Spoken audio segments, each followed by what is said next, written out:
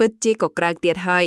កម្លាំងនគរបាលជាតិបង្ក្រាបសម្បុកឆក់បោកតាមប្រព័ន្ធបច្ចេកវិទ្យា online scam ដ៏ធំមួយកន្លែងទៀតនៅក្នុងក្រុងប៉ោយប៉ែតខេត្តបន្ទាយមានជ័យកាលពីព្រឹកថ្ងៃទី5ខែឧសភាឆ្នាំ2024កម្លាំងជំនាញនៃអគ្គស្នងការដ្ឋាននគរបាលជាតិបានបើកប្រតិបត្តិការទ្រង់ទ្រីធំដើម្បីគំទេទីតាំងបង្កអាស្រ័យចុងក្រោយរបស់ក្រុមឧក្រិដ្ឋជនបច្ចេកវិទ្យា online scam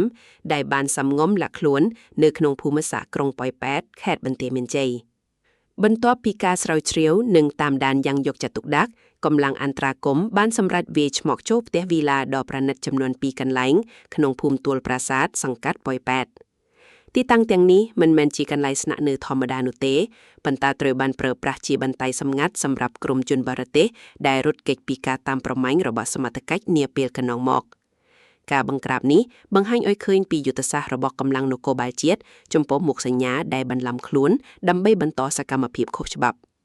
ប្រតិបត្តិការនេះមិនត្រឹមតែមានទំហំធំប៉ុណ្ណោះទេប៉ុន្តែថែមទាំងមានទម្ងន់នយោបាយនិងច្បាប់យ៉ាងខ្លាំងក្លាដោយអនុវត្តតាមបទបញ្ជាផ្ទាល់របស់ឯកឧត្តមឧត្តមសេនីយ៍ឯកសថេតអគ្គស្នងការនគរបាលជាតិវត្តមានរបស់អគ្គស្នងការរងរហូតដល់3រូបនៅក្នុងសមរភូមិផ្ទាល់រួមមានឯកឧត្តមឧត្តមសេនីយ៍ឯកមួងសុធា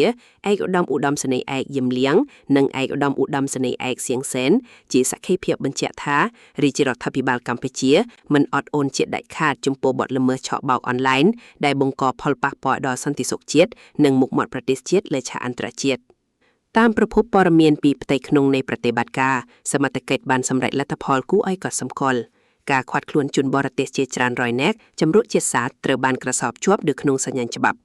ក្នុងនោះមានមុខសញ្ញាខ្លះជាអ្នកជំនាញបច្ចេកវិទ្យានិងខ្លះទៀតជាអ្នកប្រតិបត្តិការផ្ទាល់ក្នុងប្រព័ន្ធឆក់បោក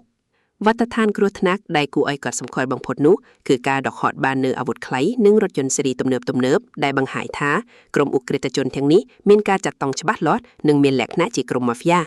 ព្រមជាមួយគ្នានោះដែរឧបករណ៍បច្ចេកវិទ្យាទំនើបៗជាច្រើនគ្រឿងត្រូវបានដកហត់ដើម្បីយកទៅវិភាគទិន្នន័យស្វែងរកខ្សែបណ្ដាញដែលនៅសេសសល់ប្រតិបត្តិការនៅក្រុងប៉ោយប៉ែតនាព្រឹកនេះជាផែកមួយនៃយុទ្ធនាការទ្រង់ទ្រីធំទូទាំងប្រទេសក្នុងការបោកសម្អាតល្បែងស៊ីសងខុសច្បាប់និងការឆក់បោកតាមប្រព័ន្ធព័ត៌មានវិទ្យាសមត្ថកិច្ចបានបញ្ជាក់ថាការបង្ក្រាបនឹងមិនបញ្ចប់ត្រឹមទីតាំងពីនេះឡើយគឺនឹងបន្តឈានទៅដល់ការស្វែងរកមេខ្លោងពិតប្រាកដនិងអ្នកភៀសព័ន្ធទាំងអស់ទោះវាជាសំងំនៅទីណាក៏ដោយបច្ចុប្បន្នជនសង្ស័យនឹងវត្តដ្ឋានទាំងអស់ត្រូវបានបញ្ជូនទៅកាន់អគ្គស្នងការដ្ឋាននគរបាលជាតិដើម្បីបន្តនីតិវិធីសាកសួរនិងកសាងសំណុំរឿងបញ្ជូនទៅកាន់សាលាដំបងខេត្តបន្ទាយមានជ័យចាត់ការតាមផ្លូវច្បាប់យ៉ាងតឹងរ៉ឹងបំផុត